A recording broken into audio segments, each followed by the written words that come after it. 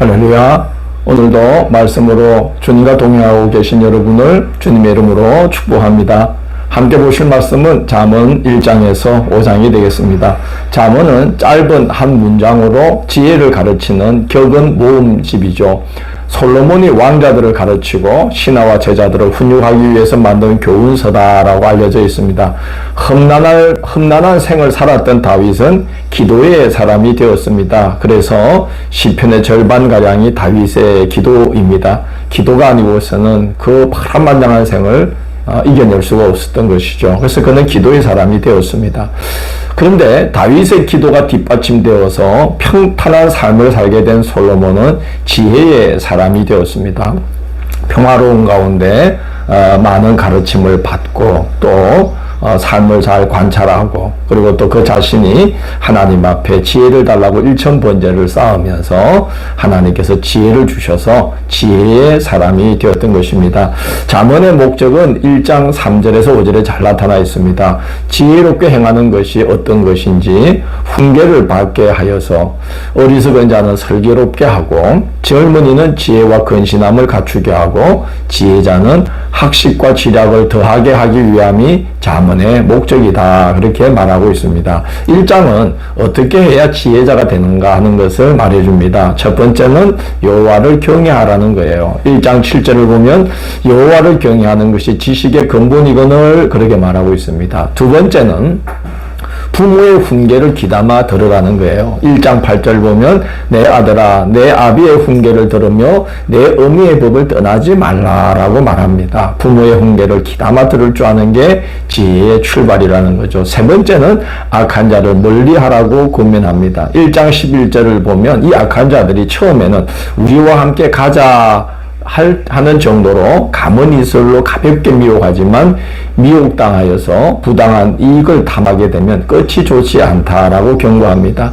1장 19절을 보면 이익을 탐하는 모든 자의 길은 다 이러하여 자기의 생명을 잃게 하느니라 그렇게 경고합니다. 네 번째는 삶의 모든 곳에서 지혜가 자기를 발견하라고 목소리를 높이고 있기 때문에 그 소리를 듣고 어리석음에서 돌이키면 지혜자가 될 수 있다는 거예요.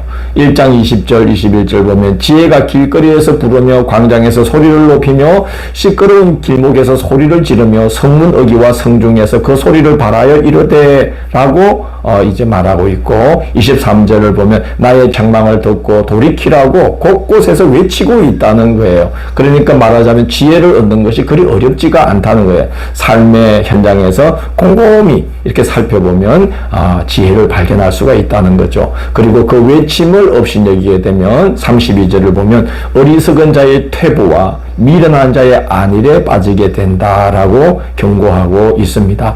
2장은 지혜를 구하기를 감춰진 금은 보배를 찾듯이 지혜를 추구하면 여호와 하나님을 경외하게 되고 그리고 하나님을 경외하게 되면 하나님께서 지혜를 주시고 그래서 그 하나님께서 주신 지혜가 행실이 온전한 자의 방패가 되어서 성도의 길을 온전하게 보전해 주게 된다고 말하고 있습니다. 3장은 지혜롭게 행하는 실제 예를 들고 있습니다. 첫 번째는 범사에 하나님을 높이라는 거예요. 6절을 보면 너는 범사에 그를 인정하라고 권하고 있습니다. 모든 일에 하나님의 인도하심을 기도하고 그의 인도하심을 따르는 것이 지혜롭게 행하는 그 첫 번째 실제의 예라는 것입니다. 그만큼 하나님을 범사에 높이는 게 지혜롭게 행하는 가장 좋은 모범이 된다는 것이죠. 7절을 보면 스스로 지혜롭게 여기지 말지어다 라고 경고합니다. 자신의 생각과 지혜의 판단보다는 하나님의 뜻을 먼저 살피는 것이 범사에 그를 인정하고 마음을 다해 여호와를 신뢰하는 지혜가 된다는 것입니다.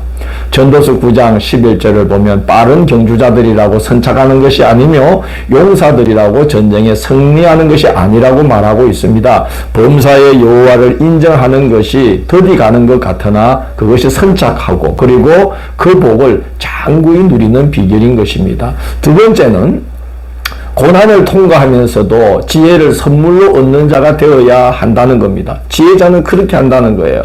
12절을 보면 대저 여호와께서 그 사랑하시는 자를 징계하시기를 마치 아비가 그 기뻐하는 아들을 징계함같이 하시느니라, 그렇게 말하고 있습니다. 시편 119편 71절에서 우리가 읽지 않았습니까? 고난당한 것이 내게 유익이라, 이로 말미암아 내가 주의 율례들을 배우게 되었나이다 라고 말합니다. 그래서 고난을 통과하면서 삶이 망가지는 것이 아니라 고난을 통과하면서 지혜를 선물로 얻는 것이, 이게 바로 지혜로운 자의 모습이라는 거죠. 세 번째로는 재물로 하나님을 섬기고 사람에게 선을 베풀어라 라고 권면합니다. 9절을 보면 내 재물과 내 소산물에 처음 익은 열매로 여호와를 공경하라고 말하고 있고, 27절을 보면 내 손이 선을 베풀 힘이 있거든 마땅히 받을 자에게 베풀기를 아끼지 말며 라고 권하고 있습니다.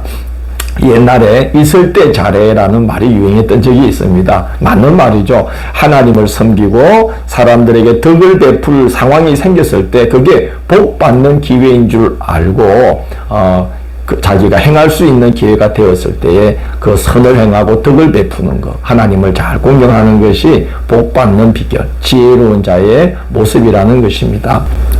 사장은 힘써 지혜를 추구하고 그가 지시하는 바를 따라서 행하라고 권면하면서 그렇게 한 것과 그렇게 행하지 않은 것의 결과는 하늘과 땅만큼 차이가 나타나게 된다고 말합니다. 18절 19절을 보면 의인의 길은 돋는 햇살과 같아서 크게 빛나 한낮에 광명에 이르거니와 악인의 길은 어둠 같아서 그가 걸려 넘어져도 그것이 무엇인지 깨닫지 못하느니라, 그렇게 말하고 있습니다.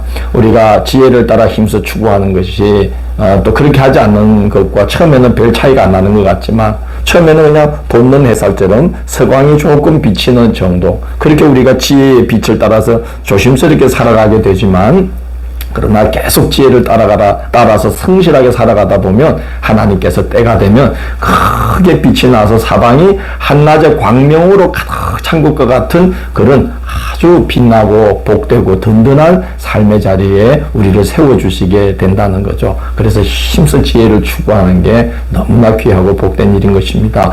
5장은 결혼의 언약을 신실하게 지키는 것이 지혜다라고 말하고 있습니다. 젊어서 취한 아내, 곧 하나님께서 짝지어 주신 배필을 이 솔로몬은 네 우물이다, 네 샘에서 흐르는 물이다, 사랑스러운 암사슴이다, 아름다운 암노루라고 비유하면서 그의 품을 항상 족하게 여기고 그의 사랑을 항상 연모하라고 권하고 있습니다.